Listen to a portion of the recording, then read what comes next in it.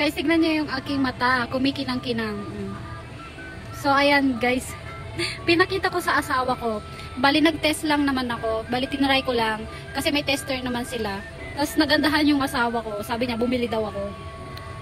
Nilibre ako ng asawa ko. Bait naman niya.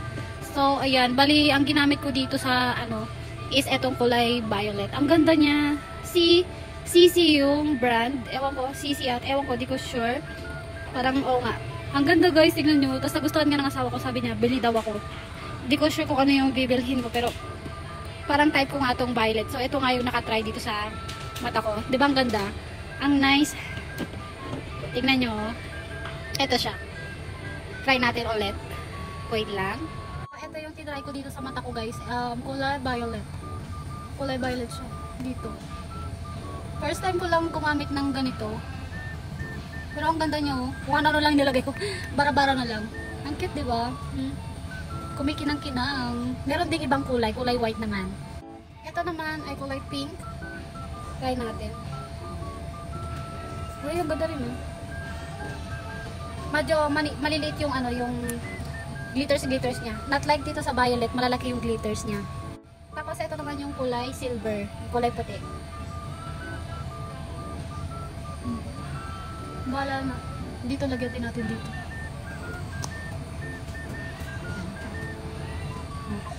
Maganda rin siya. Ay parang mas okay tong white kaysa dun sa violet. Diba? Shining, shimmering. Okay na ako dito sa sa kulay puti. Ay mas maganda ata ito no? Kaysa dun sa violet kasi yung violet medyo malalaki yung glitters niya. Ito na lang yung bibilhin ko, kulay silver na white. Bali nasa siya guys, nasa Senkyu Haken. Yung mga glitters guys, bali ito nga yung pagpipilian, pero mas gusto ko tong kulay etong silver. Silver ba o violet? Maganda rin tong violet eh. Ano kaya? So ito yun guys, 013. Bali 013 din siya. Ayan, 013. Bali, check natin dun sa nagbebenta kung ganito nga siya. Ayan. Onaji desu. Hi, arigatou gozaimasu.